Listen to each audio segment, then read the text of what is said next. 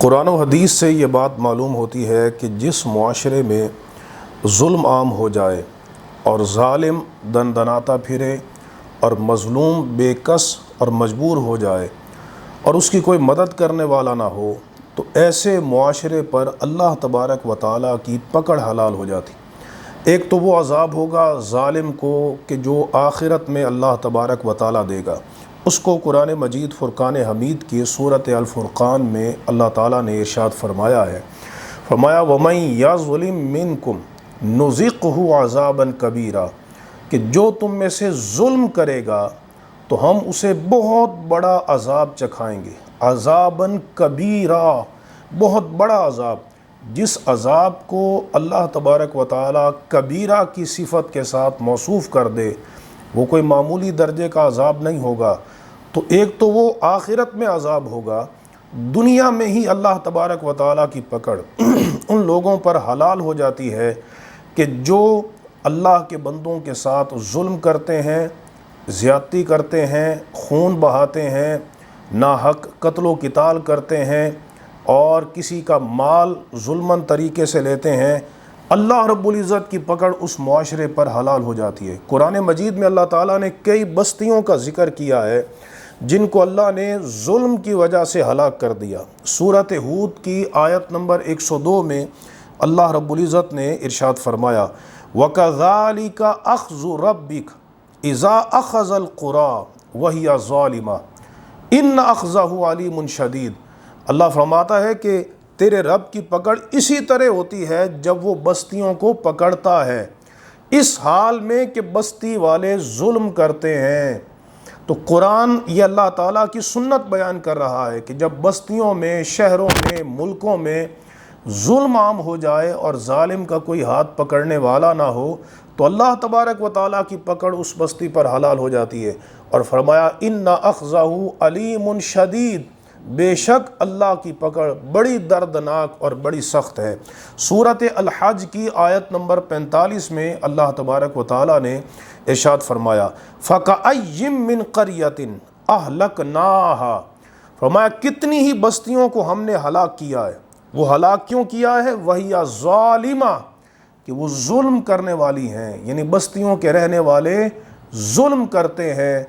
اور ان میں ظالم ہوتے ہیں، جو لوگوں کا خون ناحق بہاتے ہیں، لوگوں کے ساتھ زیادتی کرتے ہیں، تو اللہ تبارک و تعالیٰ ان کو دنیا میں ہی نشان عبرت بنا دیتا ہے۔ اور قرآن نے واضح طور پر یہ بیان کیا کہ صرف ظالموں پہ پکڑ نہیں ہوتی، بلکہ جو اس پہ خاموش رہنے والے ہوتے ہیں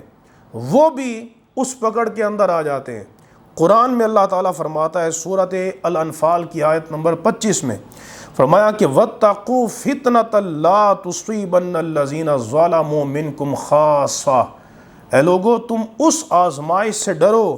اس عذاب سے ڈرو کہ جو تم میں سے صرف ظالموں پر نہیں آئے گا۔ یعنی اس کا مطلب یہ ہے کہ جو خاموش رہنے والے ہیں ظلم کے اوپر اور ظالم کی مذمت نہیں کرتے، مظلوم کا ساتھ نہیں دیتے، اس پر بھی اللہ تبارک و تعالیٰ کی پکڑ حلال ہو جائے گی اور وہ بھی اللہ کی پکڑ میں آ جائے گا۔ چنانچہ سنن الترمذی کی حدیث ہے، اور یہ حدیث حضرت ابو بکر صدیق رضی اللہ تعالیٰ عنہ نے روایت کی ہے۔ حدیث سند کے اعتبار سے صحیح ہے۔ امام ترمذی کتاب الفتن میں حدیث نمبر 2168 میں بیان کرتے ہیں کہ حضرت ابو بکر صدیق رضی اللہ تعالیٰ عنہ نے بیان کیا کہ نبی کریم علیہ السلام نے ارشاد فرمایا ان الناس اذا رأوا الظالم، فرمایا لوگ جب ظالم کو دیکھیں فلم یأخذوا علی یدیہ، اور اس کے ہاتھ کو نہ پکڑیں، یعنی اس کو ظلم سے نہ روکیں، اوشکا، یہ افعال مقاربہ میں سے قریب ہے، ان یعمہم اللہ بعقاب منہ، قریب ہے کہ اللہ ان سب کو عام عذاب دے جس میں ظالم پر بھی پکڑ ہوگی اور خاموش رہنے والوں پر بھی پکڑ کی جائے گی، ان کو بھی عذاب دیا جائے گا۔ تو یہ حدیث وضاحت کر رہی ہے کہ پھر صرف ظالموں پر اللہ کا عذاب نہیں آتا، بلکہ عام عذاب اللہ کا آتا ہے جب کسی معاشرے میں ظلم ہو جائے، بالخصوص اگر حکمران ظالم ہو جائے، جس کے پاس پاور ہے، جس کے پاس اختیار ہے، جس میں قدرت ہے، اگر وہ رعایا پر ظلم کا رویہ اختیار کریں مہنگائی کا عذاب ہو جائے، قتل و غارت گری ہو جائے، بے جا سزائیں ہو جائیں، تو جس کو قرآن نے بیان کیا وَإِذَا بَطَشْتُمْ بَطَشْتُمْ جَبَّارِينَ کہ جب تم پکڑتے ہو تو بڑی سخت پکڑ کے ساتھ پکڑتے ہو، تو ان کے لیے کیا ہے؟ ان کے لیے نبی کریم علیہ الصلوۃ والسلام نے دعائے ضرر کی ہے، جو حضور کی امت کو مشقت میں ڈالے، تکلیف میں ڈالے، ظلم و زیادتی کا رویہ اختیار کرے۔ میرے آقا علیہ السلام نے دعا مانگی اللہ کی بارگاہ میں، صحیح مسلم کتاب الامارہ کے اندر یہ حدیث پاک موجود ہے۔ اور ہمارے آج کل کے حکمرانوں کو ڈرنا چاہیے کہ وہ رعایا کے ساتھ ناانصافی نہ کریں، ظلم و ستم کا رویہ اختیار نہ کریں، اور ان کا خون ناحق نہ بہائیں، ان کے جان اور مال کا تحفظ کریں۔ نبی کریم علیہ السلام کی ان حکمرانوں کے لیے دعا ہے، حضور نے دعا مانگی اللہم من ولی من امر امتی شیئا، اے اللہ میری امت کے کسی معاملے کا کوئی حکمران بنے، متولی بنے، فشق علیہم، تو اس نے اگر ان کو مشقت میں ڈالا، تکلیف میں ڈالا، عذاب میں ڈالا، بغیر کسی وجہ کے قید کر دیا، ظلم کیا، فشقق علیہ، تو اے اللہ تو بھی اس کو مشقت میں ڈال۔ اس کی زندگی سکون میں نہیں آ سکتی جو اللہ کے بندوں کو تکلیف میں ڈالے۔ میرے آقا علیہ الصلوۃ والسلام نے، آپ نے قیامت کی علامات میں سے یہ علامت بیان کی کہ ایسے حکمران ہوں گے جو ظلم کریں گے۔ حضور نے ہمیں حکم دیا کہ تم نے ان حکمرانوں کی مدد نہیں کرنی، یعنی اس کا مقصد یہ ہے ان کو ووٹ نہیں ڈالنا جو ظلم و ستم کا رویہ اختیار کرے۔ نبی کریم علیہ السلام نے ارشاد فرمایا سیکون بعدی امراء، سنن الترمذی کی حدیث صحیح ہے، حدیث نمبر 2259 ہے، فرمایا کہ ان قریب میرے بعد ایسے حکمران ہوں گے کہ وہ یکذبون و یظلمون، وہ جھوٹ بھی بولیں گے، وہ ظلم بھی کریں گے، رعایا کے اوپر ظلم کریں گے۔ فمن دخل علیہم، تو جو ان پر داخل ہوا، فصدقہم بکذبہم، اور اس نے ان کے جھوٹ کی تصدیق کی، وعانہم علی ظلمہم، اور ان کے ظلم پر ان کی مدد کی، فلیس منی ولست منہ، فرمایا اس کا مجھ سے کوئی تعلق نہیں، میرا اس سے کوئی تعلق نہیں، ولیس بوارد علی الحوض، حضور نے فرمایا کہ وہ بندہ حوض کوثر پر بھی میرے پاس نہیں آئے گا کہ جس نے ظالم حکمرانوں کی معاونت کی ہے۔ تو اب سوچئے ان ظالم حکمرانوں کا انجام کیا ہوگا جو رعایا پر ظلم کریں،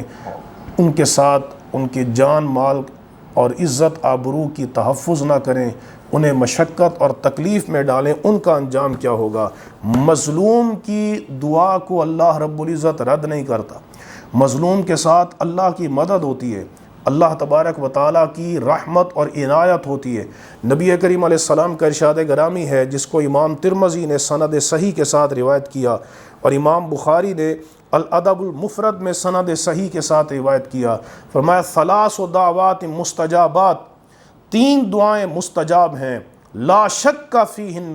جن کی استجابت اور قبولیت میں کوئی شک نہیں ہے۔ حضور نے فرمایا کہ ان مقبول اور مستجاب دعاؤں میں ایک دعا ہے دعوت المظلوم، مظلوم کی جو دعائے ضرر ہے، بد دعا ہے، ظالم کے خلاف، اللہ تبارک و تعالیٰ اس کو رد نہیں کرتا۔ تو حکمرانوں کو چاہیے کہ وہ ظلم نہ کریں کہ رعایا ظالموں کو بد دعائیں دے اور اللہ تبارک و تعالیٰ کی پکڑ حلال ہو جائے، ان کو چاہیے کہ وہ ان کے ساتھ اچھا سلوک کریں۔ ایک اور حدیث میں نبی کریم علیہ الصلوۃ والسلام نے، صحیح مسلم کی حدیث صحیح ہے، حضور نے فرمایا اتقی دعوت المظلوم، فرمایا تم مظلوم کی بد دعا سے بچو، فإنہ لیس بینہ وبین اللہ حجاب، چونکہ فرمایا کہ مظلوم اور اللہ کے مابین کوئی حجاب نہیں ہوتا، یعنی مظلوم جو ہی دعا کرتا ہے ظالم کے خلاف، اللہ تبارک و تعالیٰ اس کی دعا کو قبول کرتا ہے۔ تو یہ کتنی بڑی بات ہے کہ مظلوم کے ساتھ اللہ کی مدد شامل حال ہو جاتی ہے۔ اللہ تبارک و تعالیٰ ہمارے ملک پاکستان کو ہر قسم کے فتنہ، فساد اور ظلم اور شر سے محفوظ فرمائے، اور ظالم حکمرانوں کے شر سے محفوظ فرمائے۔ وآخر دعوانا ان الحمد للہ رب العالمین۔